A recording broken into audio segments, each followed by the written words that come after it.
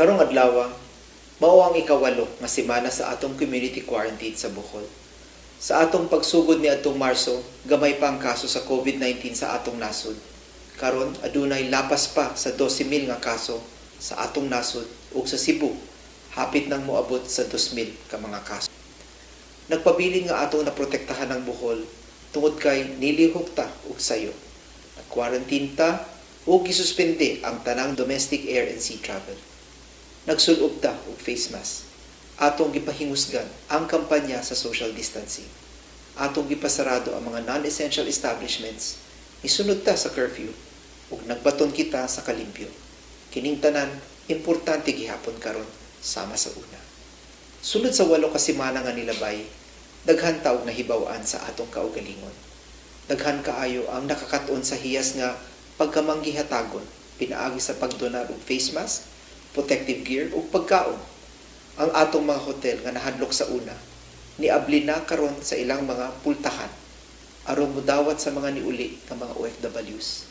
Samtang ang uban nakatabang sa simpleng pagsunod sa mando nga magpabilin sa ilang panimalay. Subo paluntungon nga usahay na ay mga tao nga magsigil lang og bash sa social media sa maayong trabaho sa uban.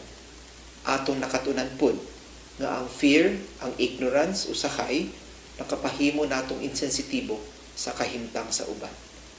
Sa atong pagsulod sa ikawalo nga semana sa community quarantine, dawaton nato ang kamatuoran nga ang atong kinabuhi lahi na sa atong naandan. Ang pagsulob sa face mask ug pagsunod sa social distancing, magpabiling gihapon isip mga bag-ong pamaagi or the new normal. To move forward, we must build 3 capacities or 3 abilities. Number 1, test for infections in the thousands through more PCR laboratories. Number 2, contact trace so we can find the sick among us. And number 3, treat the sick through better quarantine, isolation, and hospital systems.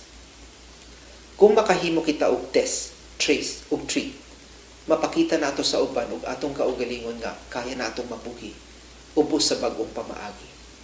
Sa pagkakaron, kinahanglan ta mo balik sa basics. Hatagan nato og dakong pagtagad ang food security. Kinahanglan magtanom ta og daghan, magbuhi og baboy ug manok.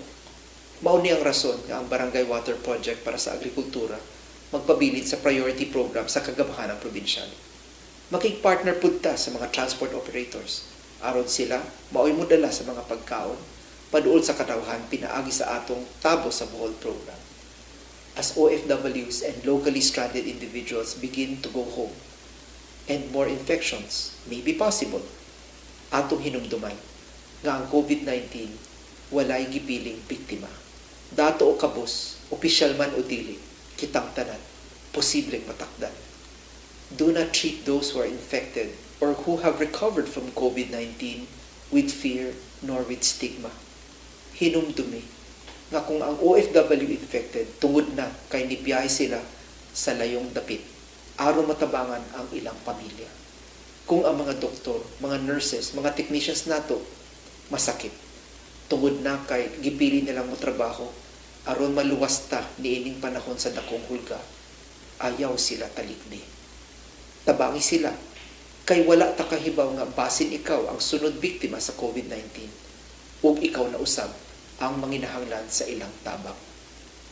Dili ta makasurvive aning krisis kung mag-inusara ta, hinumdumi, o sakit ta ka pamilya. We are one Bohol.